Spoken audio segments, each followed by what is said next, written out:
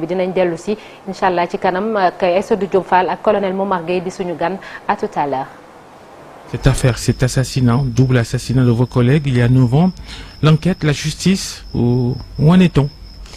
Alors c'est une enquête extrêmement longue, 9 ans après, bien sûr, toute la lumière n'a pas été faite sur les circonstances de la mort de Ghislaine Dupont et Claude Verlon.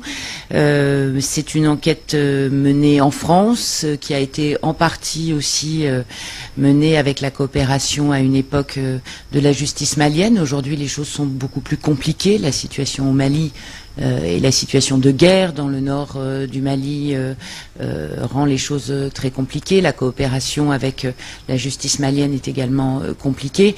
Donc c'est une enquête très très longue. Et tous ceux qui attendent, qui souhaitent et qui veulent savoir la vérité, la manifestation de la vérité sur les circonstances de la mort de nos amis Ghislaine et Claude, leur famille, je pense aux familles, à la maman de Ghislaine, à la fille de Claude, les familles veulent savoir, et nous tous, nous voulons savoir. Mais l'enquête est minutieuse, l'enquête est très longue. Aujourd'hui, cette année, on va dire, cette dernière année, quelques éléments supplémentaires sont venus s'ajouter au travail extrêmement minutieux que mène le juge en France, le juge Herbeau, notamment l'exploitation de ce qu'on appelle des fadettes téléphoniques, les relevés téléphoniques qui ont été fournis par les opérateurs téléphoniques maliens. Et à partir Malitel notamment. Et à partir de ces fadettes, on arrive à déterminer que il y avait une préparation sans doute de cet enlèvement, que Ghislaine et Claude étaient à Kidal et avaient pu être repérés, et que plusieurs personnes intervenaient dans ce projet, au moins d'enlèvement de Ghislaine Dupont et de Claude Verlon. Mais est-ce que les relations tendues entre la France et le Mali n'entravent pas davantage l'évolution du dossier? En tout cas, elles le rendent plus difficile. L'enquête est plus difficile. Il n'est pas possible pour la justice française ou malienne de se déplacer dans le nord du Mali sur les lieux. Et la coopération aujourd'hui, vous parlez de relations difficiles, voilà, les relations sont très difficiles, et les relations diplomatiques entre la France et le Mali, officiellement, sont compliquées, sont difficiles, voire même sont rompues. Donc la justice ne peut pas coopérer, alors que un juge malien avait été désigné pour cette enquête et coopérait avec le juge français. Oui, on sait aussi que RFI est suspendu au Mali, Bamako et d'autres villes où elle émettait, suspendue par la junte au pouvoir. À un moment, on a entendu parler de médiation, de facilitateurs, pour ne pas dire négociation. Est-ce que ça avance? Alors nous sommes coupés effectivement les antennes de RFI et de France 24. La télévision d'info continue du groupe France Média Monde sont coupées au Mali depuis la mi-mars, sur décision, vous l'avez dit. Les radios partenaires de RFI ont également interdiction de reprendre nos programmes, donc nous ne sommes plus diffusés sur le territoire malien. Il y a effectivement eu, et nous en sommes... nous avions beaucoup d'espoir aussi, la mise en place d'une médiation, enfin ce qu'on appelle les régulateurs, c'est-à-dire le CNRA ici au Sénégal, mais également dans d'autres pays, au Bénin et en Côte d'Ivoire. Les représentants de ces organes de régulation ont souhaité faire office de médiateur dans cette situation, ont rencontré la présidente de France Média Monde, Marie-Christine Saragosse, et sont allés au Mali rencontrer leur homologue malien, de façon à ce que le dialogue puisse se maintenir. Pour l'instant, je ne peux rien vous dire là sur cette démarche. Elle est importante. Elle est importante parce que nous, ce que nous souhaitons, c'est avoir un dialogue avec les autorités de régulation. Je pense là que je voulais en venir au-delà de cette médiation. Est-ce qu'il y a contact entre RFI et les autorités maliennes sur le sujet? Je ne peux pas vous dire exactement ce que nous faisons, mais nous souhaitons qu'il y ait contact entre RFI et les autorités maliennes, même si nous avons été extrêmement choqués, il faut bien le dire, par la façon dont les choses se sont passées. À la mi-mars dernier, une décision unilatérale a été prise, souveraine, mais elle a été prise. L'ensemble de notre auditoire a été privé de nos signaux, tant pour RFI que pour France 24. Donc nous avons été Voilà, assez choqués, des propos c'est la très FM. forts ont été pardon. C'est la FM qui a été coupée, mais on peut toujours recevoir RFI Alors, n'importe les où FM, voilà. en ondes courtes. Alors, les FM ont été coupés, les radios partenaires, nous avions à peu près 80 radios partenaires sur le territoire malien qui n'ont plus autorisation de diffuser nos signaux, donc c'est un mode d'écoute très important. Les ondes courtes demeurent, puisque les ondes courtes couvre une large zone, le Mali et au-delà. Il y a des moyens d'écouter RFI également via les VPN ou un site miroir que nous a été à mettre en place Reporters sans frontières. Nos environnements numériques ont été également coupés. Donc voilà, il y a une vraie volonté de ne plus entendre RFI sur le territoire malien. Et là, ce que nous souhaitons, voilà, notre objectif est de retrouver cet auditoire, que cet auditoire retrouve nos antennes tant pour RFI que pour France 24, et par un effort de discussion, de négociation, bien entendu. Nous sommes prêts à entendre que des choses n'ont pas convenu aux autorités de régulation maliennes, mais nous souhaitons pouvoir avoir un dialogue. On va terminer ce chapitre par cette question. Est-ce que vous pensez que ce que certains appellent le sentiment anti-français en Afrique, est-ce qu'au niveau de RFI, on a ce sentiment aussi, et à quelle échelle se trouve ce sentiment anti-français évoqué souvent sur le continent? On est pleinement conscient, soyez-en sûrs, on est pleinement conscient de l'existence de ce courant de pensée, de cette posture, de ce que vous qualifiez de sentiment anti-français. Et vous évoquiez le Mali, nous estimons en être, en l'occurrence, directement victimes. Voilà, on a évoqué les relations diplomatiques et politiques entre la France et le Mali. Ça n'a rien à voir avec Radio France Internationale, qui est un média de service public, mais un média indépendant. Et ça, c'est très important. Qualifié de voix de la France, qu'est-ce que vous en pensez? Qualifié de voix de la France de façon en référence à une histoire dont aujourd'hui RFI n'est plus l'incarnation. Nous ne sommes pas la voix de la France, nous sommes un média indépendant français.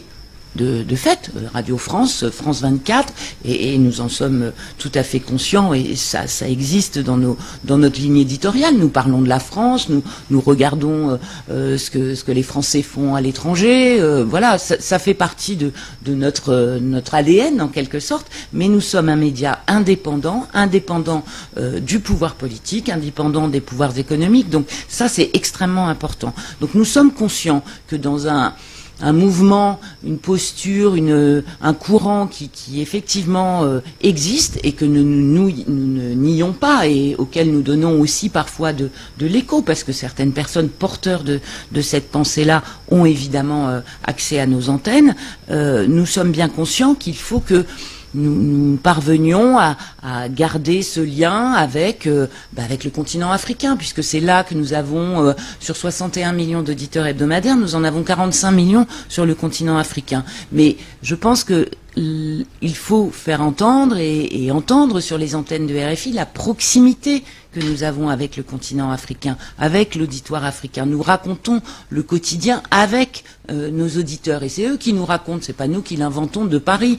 Donc nous avons des correspondants, plus de 80 sur le continent. Nous parlons sur nos antennes, il y a des langues africaines, des antennes encore plus proches de nos auditoires. Le mot proximité pour nous est extrêmement important, et faire comprendre que notre attitude n'est pas de parler de Paris, de quelque chose que nous ne connaîtrions pas, mais de travailler avec nos journalistes qui sont pour une grande partie des Africains, avec eux, raconter comment l'Afrique existe dans le monde, puisque notre objectif est d'avoir une information globale et internationale. Donc parfois nous avons de l'information très locale quand nous faisons des chaînes en langue africaine, mais tout ça dans un contexte global. Et je pense que c'est ça que nous apportons dans des paysages audiovisuels comme ici au Sénégal, extrêmement ouverts, extrêmement concurrentiels, mais pour de bonnes raisons. Nous avons une proposition de programme, d'infos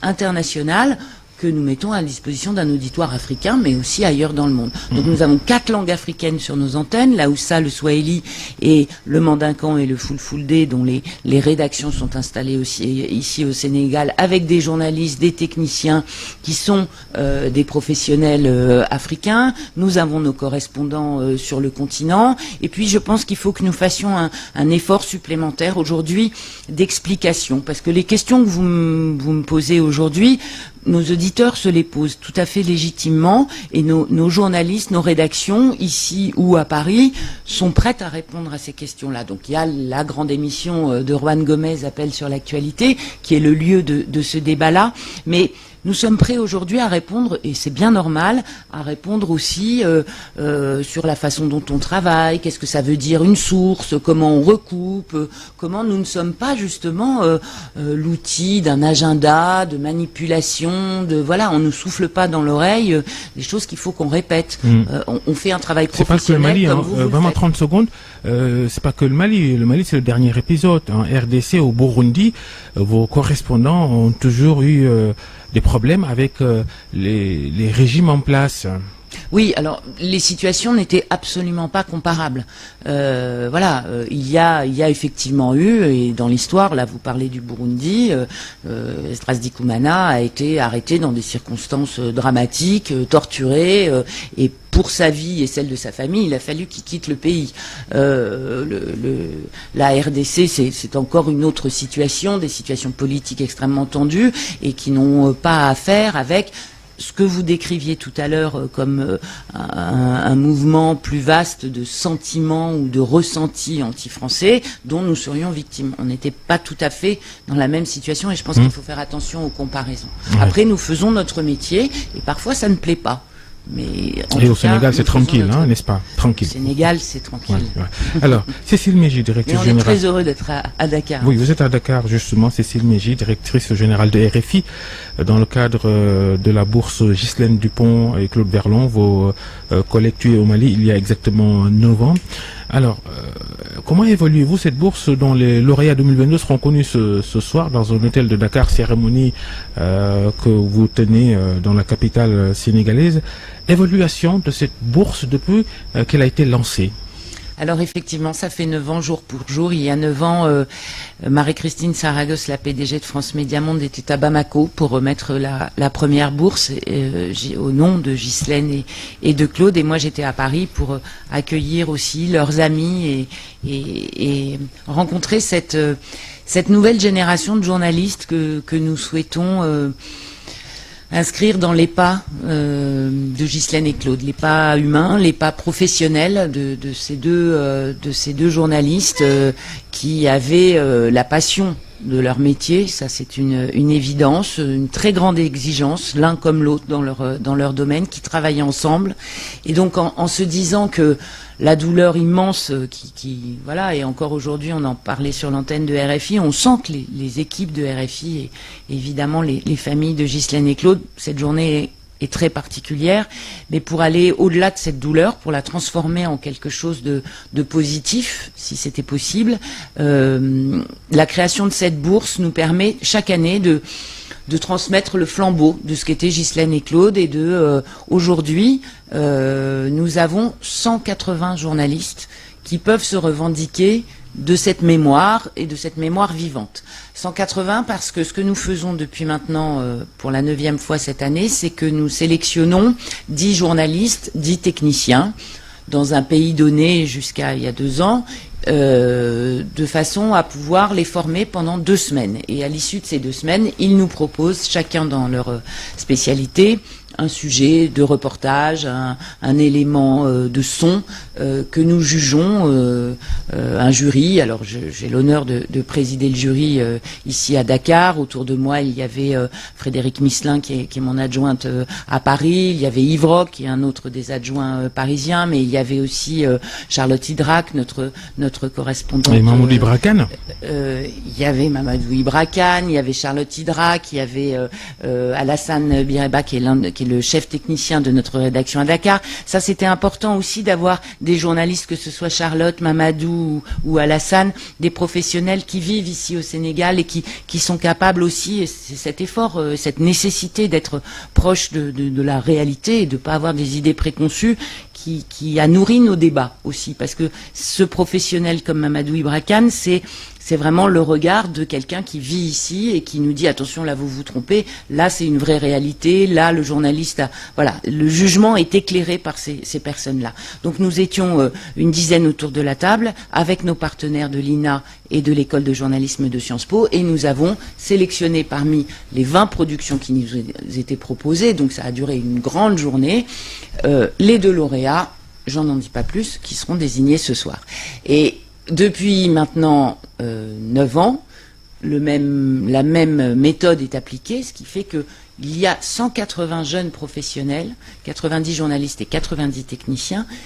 À travers le continent africain, nous avons été à Bamako, à Madagascar, au Bénin, en Côte d'Ivoire, au Sénégal déjà en 2017, en République démocratique du Congo en 2019. Au total, 180 jeunes professionnels de tout le continent africain. Et cette année, pour la première fois ici à Dakar, la bourse est ouverte, et ça c'est un enseignement du Covid, parce que pendant 2 ans il a fallu qu'on le fasse à distance. On pouvait plus se déplacer, c'était trop dangereux, et pour les candidats de venir à un endroit, les barrières douanières étaient compliquées à franchir, donc on a fait ça à distance. Là on revient sur le continent africain avec une sélection panafricaine, c'est-à-dire que il y a 12 pays représentés dans la sélection. Quelle a été la particularité de cette édition? Le contenu ou bien la réalisation? Ou bien vous allez me dire que les deux sont indissociables? C'est déjà formidable de faire venir 20 professionnels. Il y a des Sénégalais, hein, bien sûr. Il y avait des Sénégalais parmi les journalistes et parmi les techniciens. Mais au total, il y a 12 nationalités représentées. Donc tous ici à Dakar pendant 15 jours dans nos studios et nos installations de la rédaction Bandincan Full Day. Et puis... oui, moi hier j'étais à la fois d'abord très flattée par ce qu'on entendait, parce que c'était des gens qui s'étaient vraiment coltinés ce travail professionnel d'aller rechercher du témoignage, d'aller recouper des infos, d'aller faire parler des voix discordantes. Enfin voilà, on était vraiment dans ce qu'on aime faire sur les antennes de RFI et ce qu'aimait faire Ghislaine et Claude, entendre les témoignages et les situations et les raconter, et puis des sujets de société compliqués, pas toujours simples à aborder, des sujets très humains, très sensibles, et ça c'est très touchant parce que ces journalistes ont vraiment l'oreille à l'écoute du monde, et je pense que c'est une des grandes qualités quand on est journaliste, c'est d'écouter ce qui se passe autour. L'onde positive de cette journée internationale de la fin de l'impunité pour les crimes commis contre les journalistes. Alors ça, c'est le combat de cette journée. Cette journée a été baptisée comme ça en hommage à Ghislaine et Claude. Juste quelques semaines après leur assassinat, l'ONU a décrété cette journée, effectivement, la journée de lutte contre l'impunité des crimes commis contre les journalistes. C'est essentiel quand on parlait de l'enquête sur la mort de Ghislaine et Claude. Savoir ce qui s'est passé, c'est lutter contre l'impunité. Savoir ce qui se passe quand on assassine un journaliste au Mexique, qui est coupable, c'est lutter contre l'impunité. Savoir dans quelles circonstances sont morts des confrères en Ukraine en faisant leur métier pendant cette guerre depuis maintenant plus de 9 mois, c'est lutter contre l'impunité et se dire qu'un journaliste mort ne doit pas... on ne doit pas effacer sa mémoire, on doit savoir pourquoi, et on doit savoir... C'est aussi lutter contre pour la liberté de la presse, c'est-à-dire que les crimes ne seront pas impunis. Vous ne tuez pas un journaliste, on ne ferme pas la bouche d'un journaliste de façon... voilà, ça ne passe pas. Merci Cécile Mégier, directrice générale de RFI. La bourse Ghislaine Dupont, Claude Verlon, les lauréats de cette année connus ce soir à Dakar. Autour de 17h, 17h30. N'est-ce pas?